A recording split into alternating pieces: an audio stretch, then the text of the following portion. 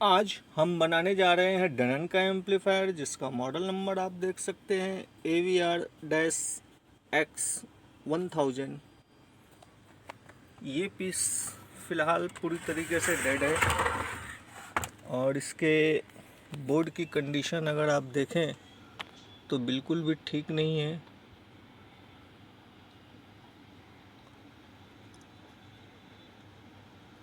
पानी गया हुआ है पीस में, ऐसा दिख रहा है।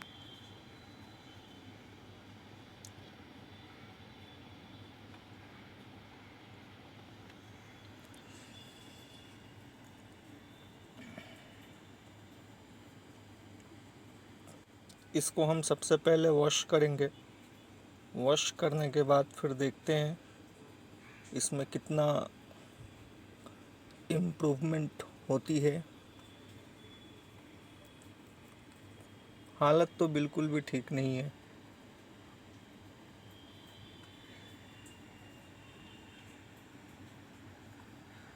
चलिए इसको हम निकालेंगे और सबसे पहले वॉश करेंगे, क्लीन करेंगे इसको, उसके बाद देखते हैं। जैसा कि आप देख सकते हैं, मैंने इसको जितना संभव हो सका उतना हमने क्लीन किया है।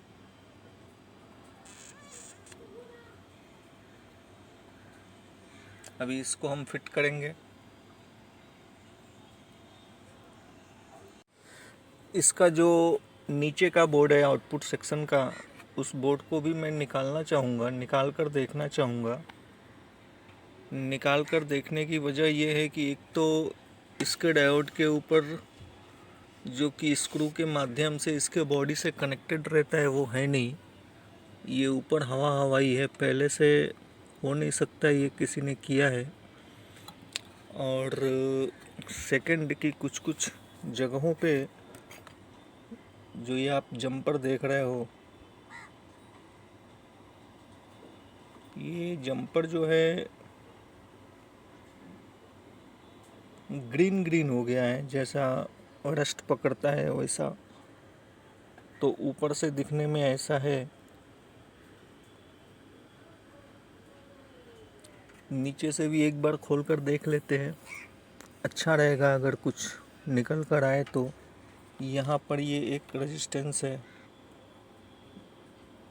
ये भी ग्रीन, इसकी जो टांगे हैं वो हरी हो गई हैं।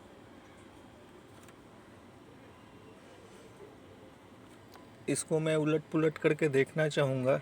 इसको हम उलट पुलट करेंगे।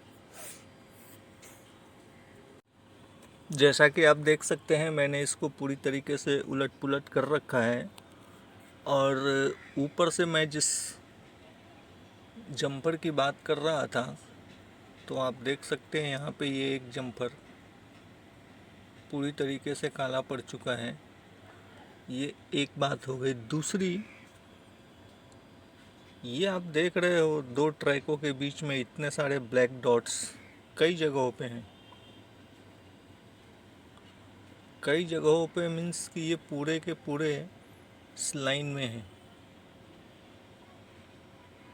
ये ब्लैक डॉट्स हमें क्लीन करने होंगे, इसलिए ताकि ये लीकेज न पैदा करे। ये दो ट्रैक्स के बीच में ये ब्लैक डॉट्स लीकेज पैदा करने का काम करते हैं।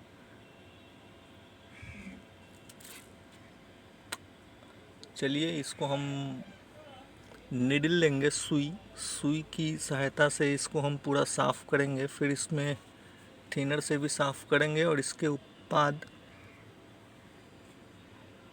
एक केमिकल का इस्तेमाल करेंगे जो एंटी रस्ट।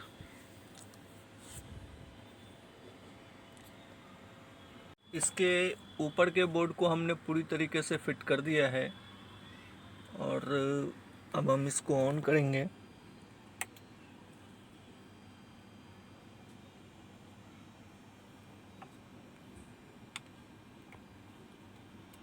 ऑन नहीं हो रहा है ये, क्यों नहीं ऑन हो रहा है, इसको भी हम जानने की कोशिश करेंगे। सबसे पहले हम बात करेंगे इसके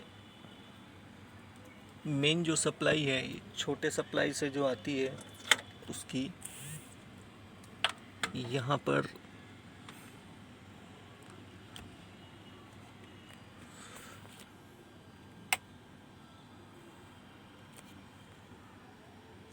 फाइव पॉइंट टू है।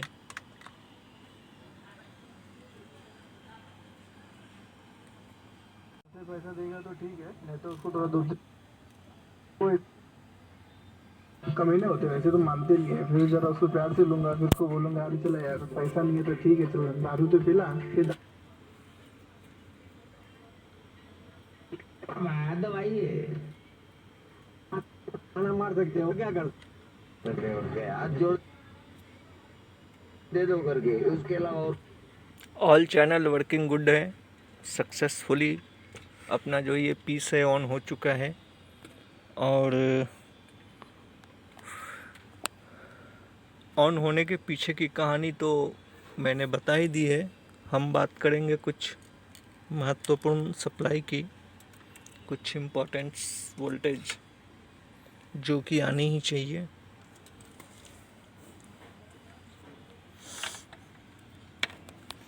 जैसा कि आप देख सकते हैं इन सभी जगहों पे लिखा हुआ है, जैसे कि यहाँ पर है D3.3,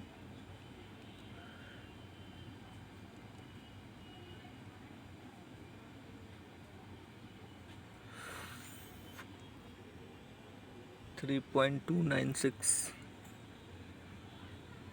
यहाँ पर लिखा है 1.1,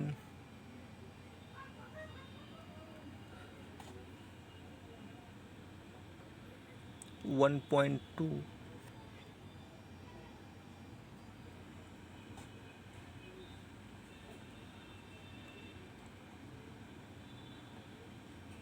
1.8।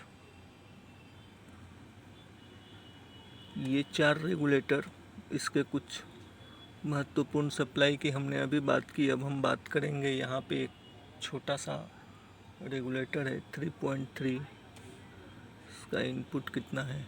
इनपुट 5.2 है।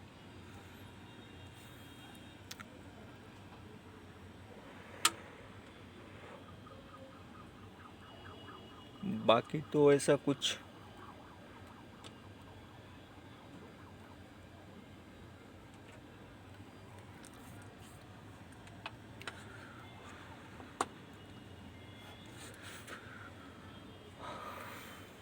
चलिए ठीक है, अभी हम इसको फिट करेंगे, पैक करेंगे, रेडी फॉर डिलीवरी।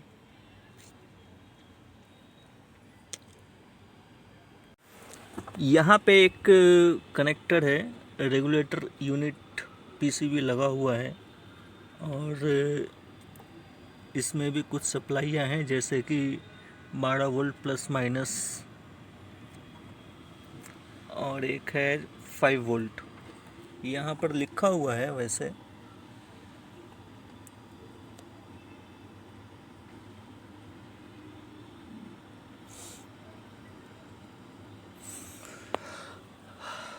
हम बात करेंगे अभी इन जो 4 रेगुलेटर्स हैं, इन 4 रेगुलेटर्स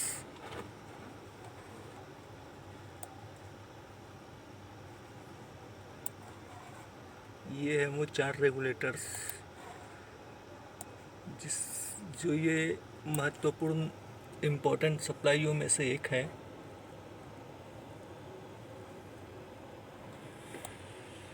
सबसे पहले नंबर पे था ये अपना D3.3, सेकंड नंबर में था अपना 1.2, थर्ड नंबर पे था 1.1, और चौथे नंबर पे था ये अपना D1.8। इसमें जो ये फर्स्ट प्राइमरी पावर सप्लाई लगी रहती है, ज़्यादातर ये जो आप आईसी देख रहे हो जो सबसे नीचे यहाँ पर है TOP258MN, इस आईसी में दिक्कत आती है, ये कॉमनली है, ख़राब होती है ये। अगर कभी यहाँ पे 5.2 सप्लाई अगर नहीं आए तो ध्यान रखें कि ये 5.2 सप्लाई आनी चाहिए। और किसी किसी में जो है अपना ये डायोड जो आप देख रहे हो, ये डायोड वगैरह भी ओपन मिलता है, ऐसा बहुत पहले हमने बनाया था, उसमें ऐसा फॉल्ट आया था। तो कुल मिला कर के